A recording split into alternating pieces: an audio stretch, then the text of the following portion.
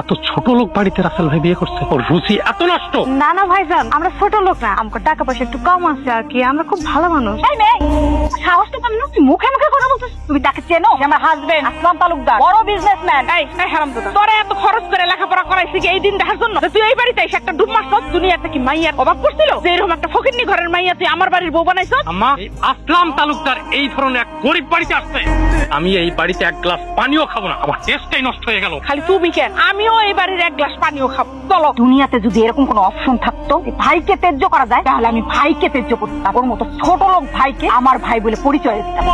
মা চলো তো, এই বাড়িতে আমি এক মুহূর্ত থাকবো না। চলো। আপনাদেরকে হাত জোর করে অনুরোধ করতেছি, আপনারা যান, আপনারা আমাকে বাড়ির মেহমান। আমরা গরিব হতে পারি কিন্তু আমরা মানুষ। আপনারা দয়া করে ঘরের ভিতরে। মা ওই মা, আপনারা ওনার অনুরোধটা একটু রাখেন। আপনারা যদি এখান থেকে চলে যান উনি খুব কষ্ট পাইবো। আপনারা ঘরে আসেন, দেখেন আপনাকে ভালো লাগবে, কথা দিতেছি। এইসব ভাঙা চেয়ার আর এরকম কম